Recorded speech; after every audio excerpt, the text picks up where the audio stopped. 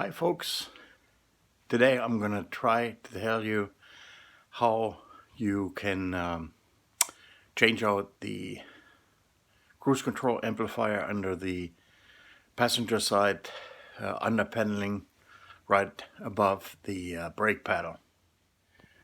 First you have to remove the paneling, and the best thing to do, there are two screws here and there's one right here under the ignition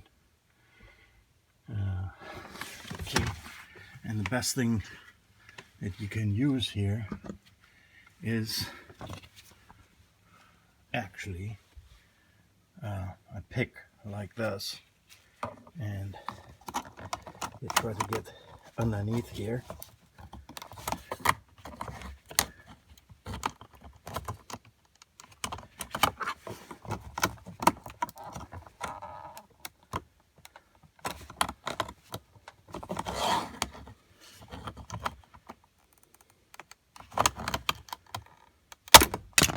There you go. There's one. There's the first two screws that you gotta undo, and you do the same thing on the other side. Just be very careful that you don't destroy the plastic. So it's not the right side, it's the left side. That's where you gotta pull this out first and then slide this out, and then this slides back in later. And there are a couple of screws under here, usually right under the duct, and there's one more somewhere in, not in here, and there are just a couple, three right here that hold that whole thing in place, and then we're going to slide that out, and then we can finally gain access to the speed amplifier, the cruise control amplifier, that is. On the side of where the ignition key is, the same thing. This time it's on the right side. You pull that out first and then pull this tab out, move it over to the right. Now we have access to the last screw. I'm going to take the covers off. I got the undercover out from under here. Alright. And way up in here is this one plug. I took actually the code plug out just now, and the other plug is the in, and then the buzzer, the door buzzer is right next to it, which I'm going to get to. But the code plug is something that you ought to be very aware of. Here's the part number of the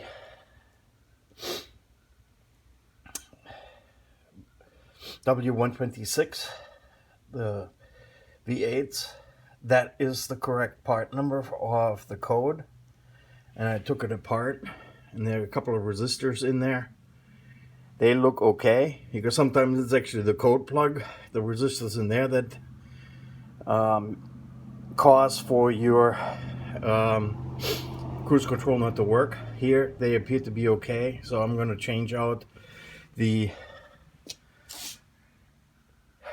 speed to the cruise control amplifier. Here two that I eventually got out of from the interweb, and just beware, these two would not work with these code plugs.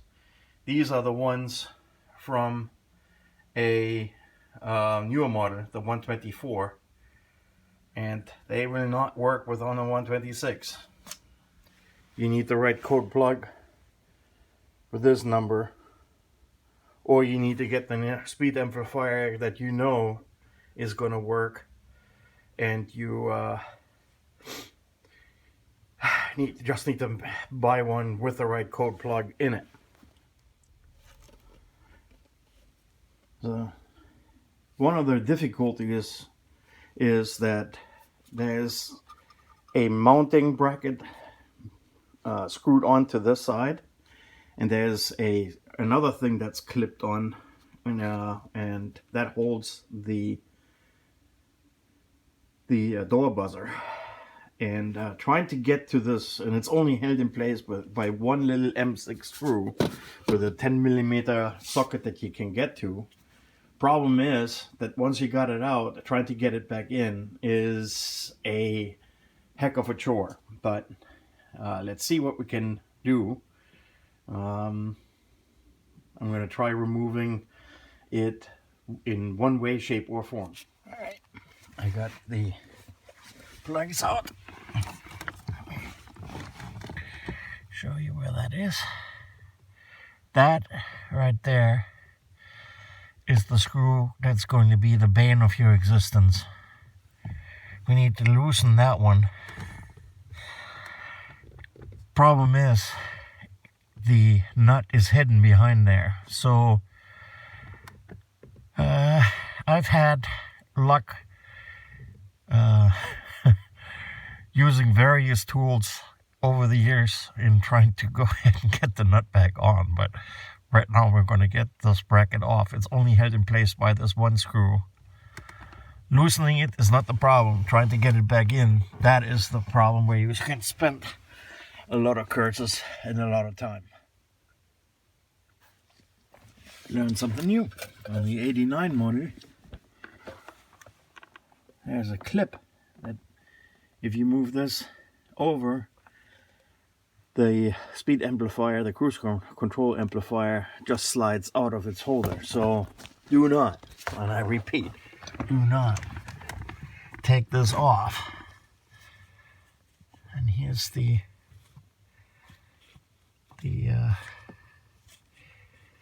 buzzer dangling down, and the bracket that I just took this off of. And do not completely remove that screw. Just loosen them up so you can pivot the cruise control amplifier and the buzzer down, and then slide this out of its housing, because otherwise you'll be busy for hours cursing this little screw, because there's no really good way to get to it. Eventually you get it, but it's not pretty. So now that I have this out, I do know that the refurbished unit is going to work. I'm going to put the code plug in from this module. I know that my actuator under the hood, the actual cruise control, like the throttle control, works. That one I know is not the problem. This one, just after a couple of minutes, just malfunctions. Typically the soldering points in here, they get a little brittle, and there are two capacitors, two, maybe three. There are a couple of people on the internet that offer refurbishing those. You can get them from a couple of pretty good companies for about $200 too. But this is the thing that usually causes for your cruise control not to work right, or at all. So I got this refurbished unit ready to go to get slipped back into place. Let's see how I'm going to do. And you need Swiss Army finger knife, Swiss Army knife fingers in order to get this thing back up and incorrectly. All right. Install the code plug. Yeah. Code plug, screw, and a 14-pin connector for my. Yeah, I know. That is the warning buzzer that obviously works. All right. So now we're gonna put the covers back on. Make sure. You might have to remove this black plastic duct, pull it out from this side a little bit, from underneath this clip here. This clip is the one that holds the cover, that covers everything in here.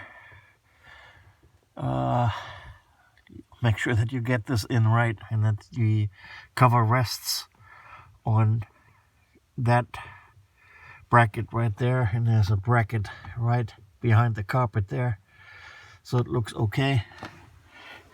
And then we're going to take this thing for a test ride. All right, got everything back in place, sealed up nicely, and